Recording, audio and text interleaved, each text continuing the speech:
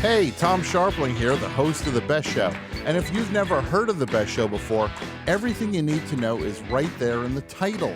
Each week we put on the best live podcast you're ever going to hear, featuring live callers, celebrity guests, music, plenty of surprises. Who knows what's going to happen? Last month alone, we were joined by Conan O'Brien, Patricia Arquette, Jeff Tweedy from Wilco, Nathan Fielder, Sunan Archives, John Oliver. The list goes on and on. So what are you waiting for?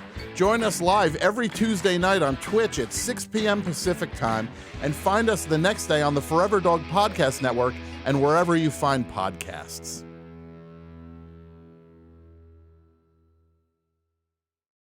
This episode contains explicit language. Welcome to Mom and Dad Are Fighting, Slate's parenting podcast for Thursday, May 18th, the Put Your Tongue Away edition. I'm Jamilah Lemieux, a writer, contributor to Slate's Care and Feeding Parenting column, and mom to Naima, who is 10, and we live in Los Angeles.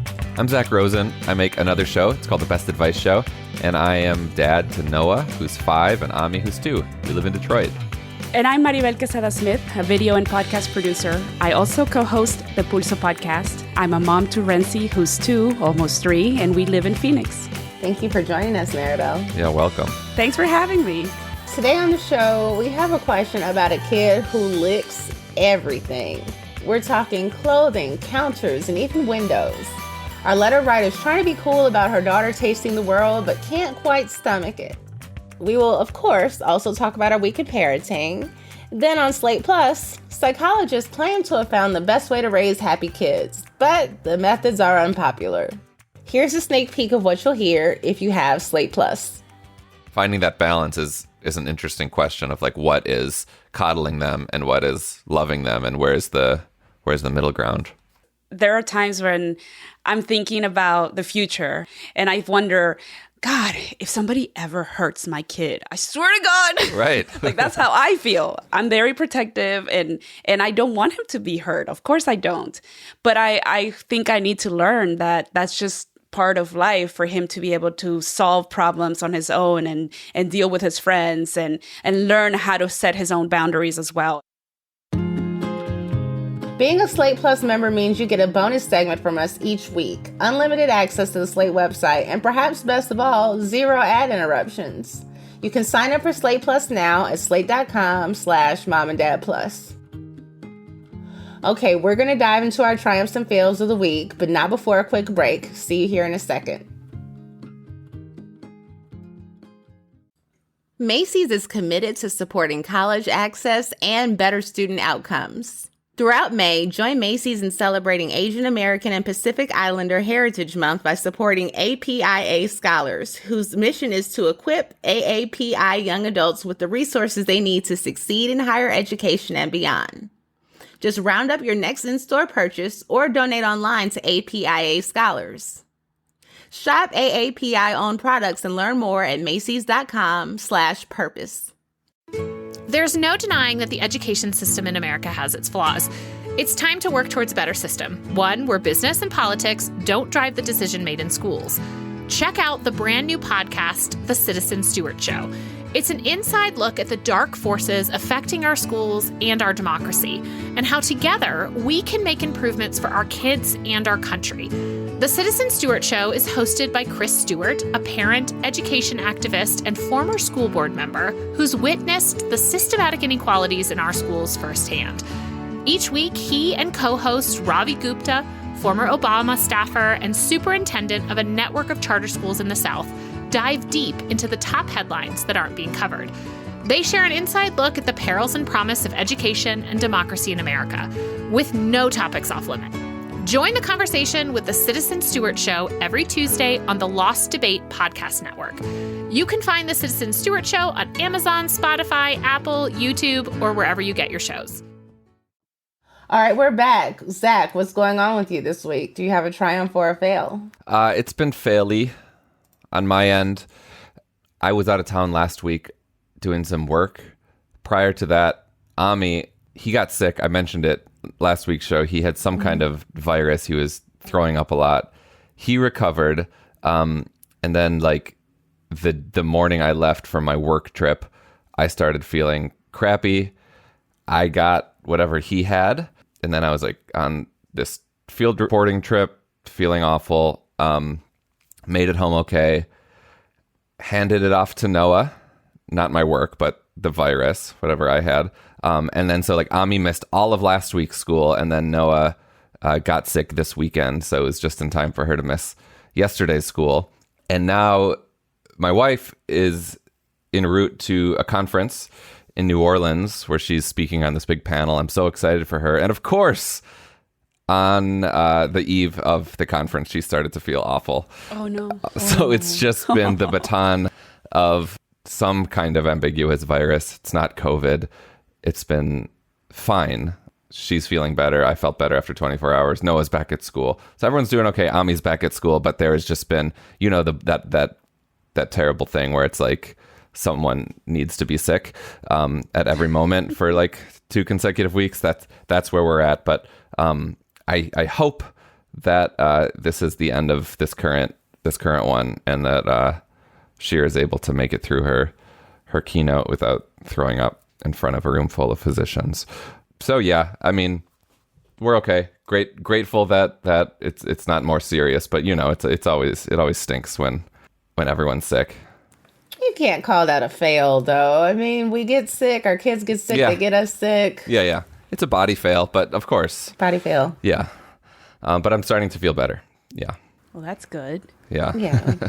What about you, Maribel? Do you have a triumph or a fail for us? I definitely have a fail. I feel like I totally failed as a mom over the last couple of weeks. We just got back from 3 weeks of travel. We were on vacation and we spent 3 weeks in Mexico. And I know people are going to be like, oh, poor you. Try not to. But let me explain. Yeah. Let me explain. So I think that 3 weeks is way too long for a toddler or for an almost 3-year-old to be out of their routine. And I've learned that lesson the hard way because we were in Mexico and we were in 3 different locations. So 3 different bedrooms, 3 different bed setups, different people everywhere. And he had a blast. But the problem was that he was so overly tired and just exhausted from not having his routine that he was even more whiny than normal, and he was super attached to me, like to the point where he wouldn't hang out with his grandma. Usually him and my mom are tight and he'll go wherever with her. He didn't want to leave my sight. He was always like wanting to be with me everywhere I went. If I disappeared for 30 minutes, he was crying. Not that I just pulled the disappearing act, but you know what I mean? Like if I went anywhere for 30 minutes, he just couldn't handle it. So it was exhausting for me because I didn't really get to have any me time for 3 weeks back to back, which was really hard. So I blamed that on my mental health because then I became the angry parent, which I hate. I was like the one always going, no, stop doing that. Or I told you to do this. My fuse was short. So I feel like I failed as a parent because I wasn't able to keep him in a routine that was good for him. Although he had a blast, still, you know, he was out of sync. And then I also failed because I really hate yelling. I don't like being yelled at, and I don't want to be the parent who yells. But I was definitely doing a lot of yelling because I was so tired and frustrated. Yeah, that maybe was a vacation for him, but that's not a vacation for you. No, it was not it was, like I said, I don't want to complain about my 3-week trip. Okay, that's what this segment is for. But it was great to see my family. It was great to see people and go to different places. There were many great moments. Yeah. But overall, I think I learned that just being away from home and from his routine for 3 weeks is probably not the best idea. I think maybe 2 weeks is a max. And next time, I just need to figure out ways to get him to feel more comfortable, I guess, in new places. I don't know. I mean, this is all new. Yeah, and I mean, by next year, I feel like he could totally be more comfortable with, you know, the lack of routine. Like it's very much a 2-year-old thing, I think. So like maybe he'll be fine next year. That's good to know. You give me hope. Yeah. What's going on with you, Jamilah? Oh boy. So I've got to fail. And I feel awful about it. So like yesterday I picked Naima up from after school and she's all upset, and she says that she got into it with one of her friends. We'll call her Erin. Erin is a year younger, so she's in 3rd grade. They go to dance together. They're in the school play together. Or school performance, whatever this thing is. It's like a night of dance. And they also go to the same after school programs. So they see each other quite a bit. Per Naima, some words were said. They were playing a game or doing something and they're not getting along. And the girl pushes Naima. And then she pushes her another time and another time, and Naima doesn't push back. But what she does is she responds by cursing at her. She curses her out a little bit, and she says, like, I really didn't want to hurt her. And I am glad for that because I know Naima can fight. She's got a younger brother. They squabble. Like, Naima, can handle herself in a fight. And so I'm glad that she didn't hurt this other little girl. And that she thought she was like, I didn't want to violate her personal space. What did she say? I didn't want to violate her boundaries by hitting her, so I didn't hit her. And I was like, okay, well, that's really good, But she hit me, and she was really upset about it. And so, so that's the version of the story I get from Naima. She cursed at her, and so I call the girl's mom because I'm like, they've got all these activities together. They're going to see each other tomorrow. Tuesday night is dance until 7. Like, we should try to hash this out, like maybe get them on the phone and they can apologize to each other. So get the girls on the phone. Mom's super cool. The other little girl tells Naima she doesn't want to be her friend anymore. Oh, no. Like, she's still upset. And apparently there was more to the story than what Naima told me. Like, the girl has a babysitter, and she's sensitive about having a babysitter, and she's sensitive about the fact that her mom doesn't usually pick her up. And, and when the babysitter got there, Naima yells out, your babysitter's here. Oh. Mm-hmm. So she's in her feelings about that. And she claims Naima had yelled at her before she cursed at her. Naima says, no, I didn't. She hit me, and then I yelled. And so whatever it is, this other little girl's upset. So I come back in the room because Naima was in the room by herself on the phone with her, and she's got her head down and she's all upset, and then she just starts crying, and she says she doesn't want to be my friend anymore, and she's my best friend, and I hate myself, and this is my fault. And so I even talked to the other girl's mom again, like, you think we can maybe walk that comment back a little bit, and she's like, she's just in her feelings right now. Why don't we try this again in the morning on the way to school? So I'm like, okay. And so I tell Naima, I fib to her a little bit. I'm like, she still wants to be your friend. She's just upset. I kind of implied that I'd heard the girl say that myself, fair. because she just needed peace. Like, she was not okay. Yeah. And I'm like, she still wants to be a friend. Like, little girls go through this all the time. This is very common friendship stuff, And so I spend the night trying to alleviate, assure her that their friendship is still intact, And this morning I called the girl's mom, hoping that she's going to be like, hey, it's all good, we're back on track. And she's like, yeah, Erin's still upset. So I think she's going to need a little time. And I'm like, what is wrong with this little fucking girl? How much time do you need? How much time do you need? Like, you've been friends for like 3 years. Like, how are you this upset over something so small? And so Naima cried again, and, more of me trying to assure her, like, it's not over, it's fine. She's like, I just want to delete her number and focus on my friends who really love me. And so I was kind of happy that she got out of the sad stage into the angry stage. Like, well, at least we're not crying. Like, you can be mad for now.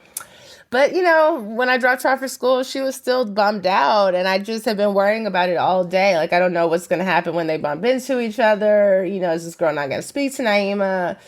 Is she going to tell other kids? And Naima was worried about that. Like, she's going to tell other kids that, and then they're going to be mad at me. That's stressful. I think that was great that you called her mom. Might you be into like a sit down with the two of you and the friend and the mom for some more intentional like mediation, or is that overstepping, do you think?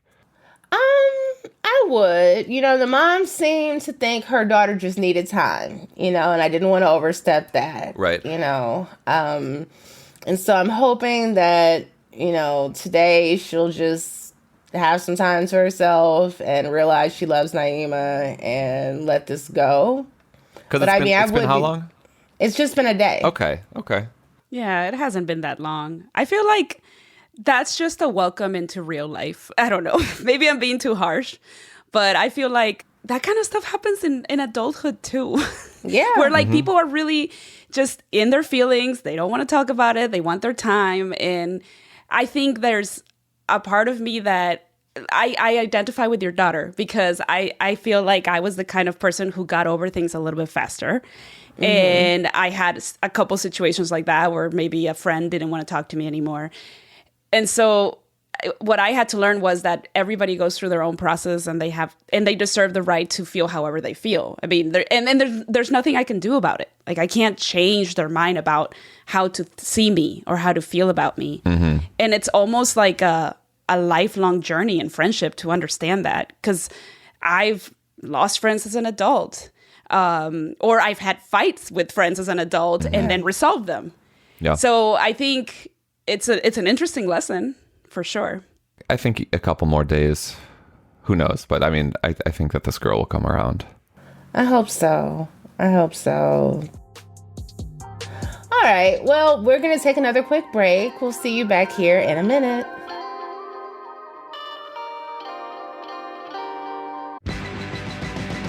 Hey, Tom Sharpling here, the host of The Best Show.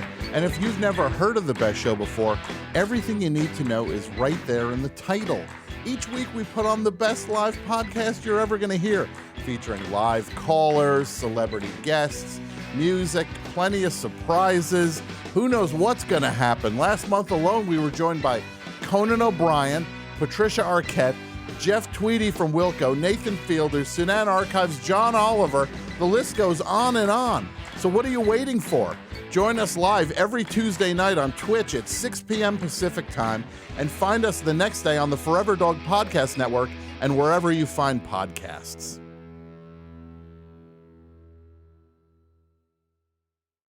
Hey everybody, it's Tim Heidecker. You know me, Tim and Eric, Bridesmaids, and Fantastic Four. I'd like to personally invite you to listen to Office Hours Live with me and my co-hosts, DJ Doug Pound. Hello. And Vic Berger. Howdy. Every week we bring you laughs, fun, games, and lots of other surprises. It's live. We take your Zoom calls. Music. We love having fun. Excuse me? Songs. Vic said something. Music. Songs. Music. I like having fun. I like to laugh. I like to meet people who can make me laugh. Please subscribe now. All right, we're back. Let's hear our listener question. Dear Mom and Dad, my toddler licks everything. I mean everything. If she's looking out the window, chances are when she pulls her cute little head back, there will be a tongue mark. She licks railings, counters, and her own clothing, and mine. It's so embarrassing. From the doctor's office to restaurants, she can't keep her tongue off anything. It makes me want to vomit.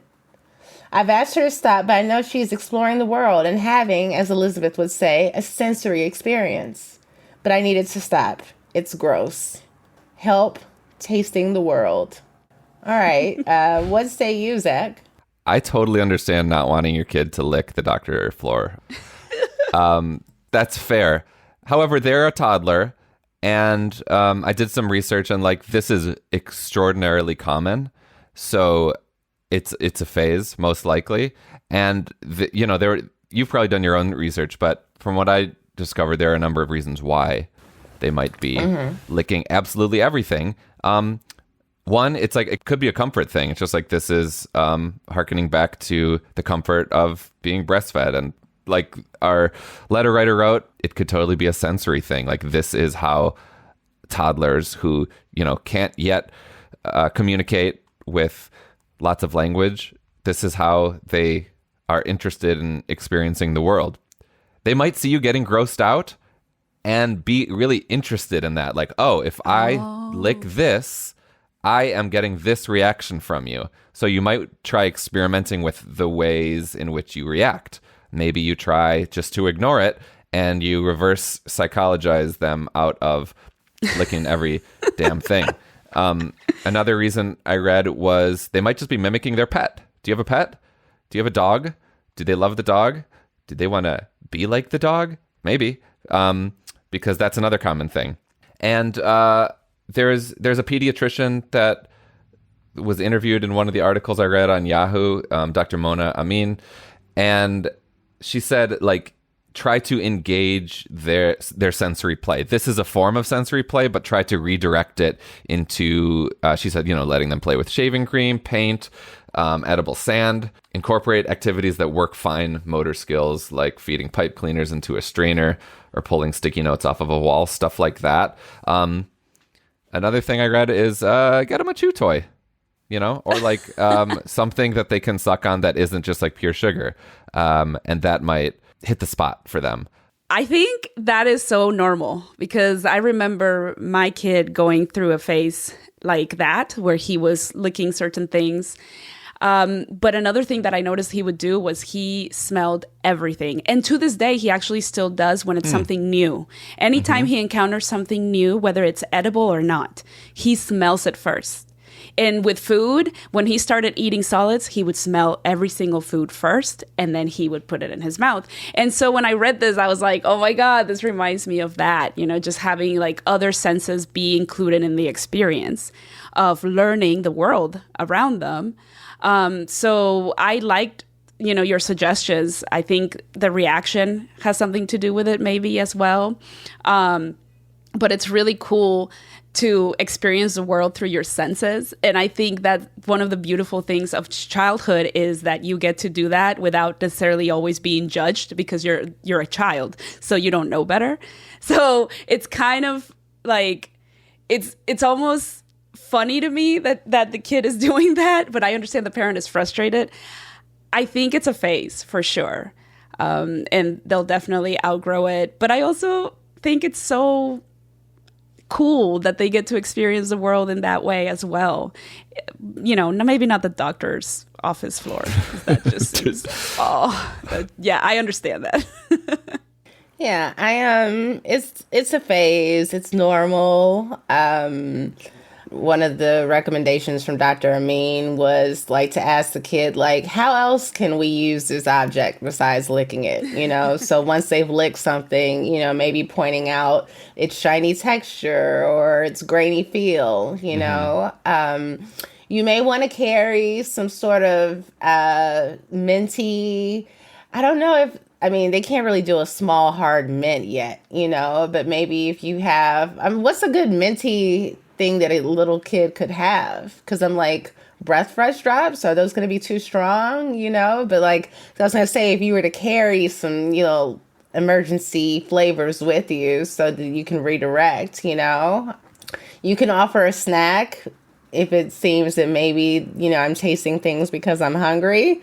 But honestly, I think it is just a phase. It's their way of exploring the environment around them.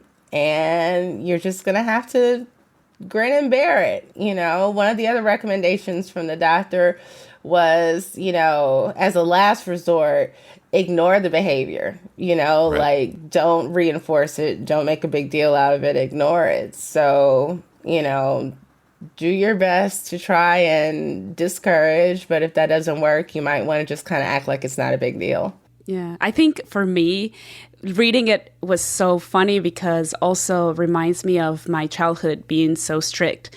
I grew up in a Mexican household, and culturally, just even sitting on the floor or like laying on the floor is gross. It's like you just don't do that. And for example, being barefoot, completely unacceptable.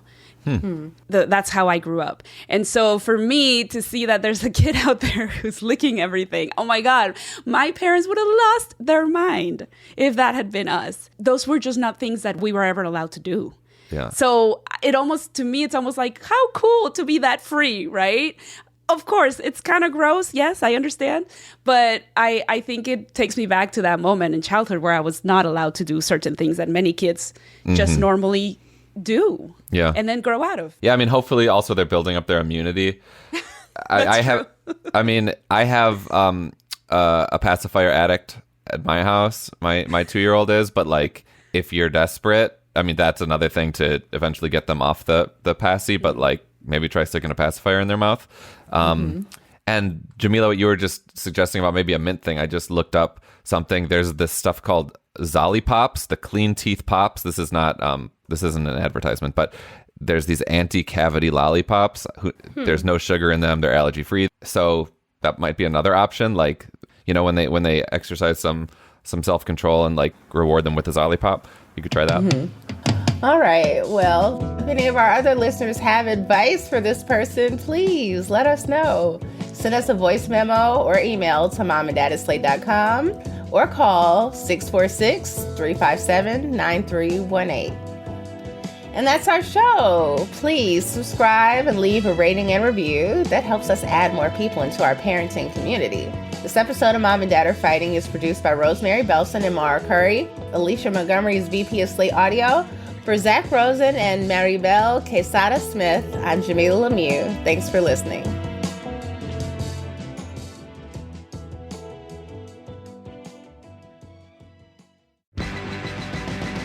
Hey, Tom Sharpling here, the host of The Best Show.